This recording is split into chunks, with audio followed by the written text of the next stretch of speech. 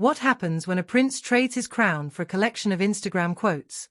Well, you get Prince Harry, the world's most expensive life coach who's never actually coached anyone through life. And folks, his latest performance is absolutely chef's kiss ridiculous. Hey everyone! If you've been following the royal drama, you know Prince Harry's been on quite the journey. But his latest stop? Oh boy, this one's special. On June 27th, our favorite former royal surprise dropped into New York City for what can only be described as the most expensive TED Talk audition in history. The event? The 2025 Nexus Global Summit. The promise? Next-generation philanthropists changing the world. The reality? 2 hours of watching a grown man cosplay as a wisdom guru while delivering lines that sound like they were generated by an AI that only learned from motivational posters. Picture this. You're scrolling through your feed and see Building Tomorrow, a conversation on service, impact, and collective action with Prince Harry. Sounds important, right? Sounds like someone's about to drop some serious knowledge about making the world better. But here's where it gets interesting. And by interesting, I mean hilariously predictable.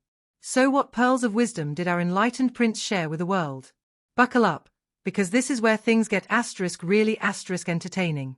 First up, Harry blessed us with his evolution story.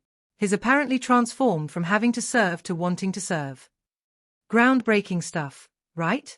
Although, let's be honest, when your version of service involves private jets and 5-star hotels, the transformation feels less spiritual awakening and more lifestyle upgrade. Then came the moment we've all been waiting for, the Archwell Foundation pitch. Harry described it as being all about compassionate leadership and a commitment to something greater than ourselves.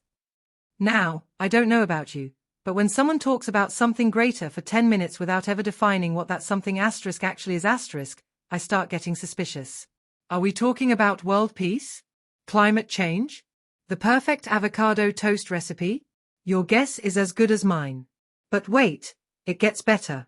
The man who literally grew up in Buckingham Palace, who's never had to worry about rent, groceries, or whether his Netflix subscription will auto-renew, looked a room full of people in the eye and said, "We need to tackle the systems, not the symptoms keeping us down."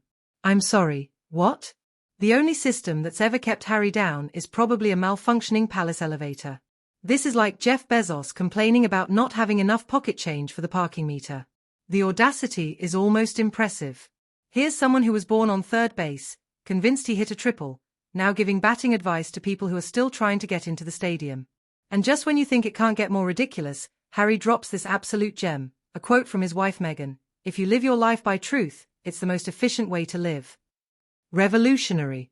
Next week, I'm expecting him to blow our minds with "if you don't eat, you get hungry," or "when it rains, things get wet." The internet, naturally, had an absolute field day with this. People started creating their own Harry-style profound statements.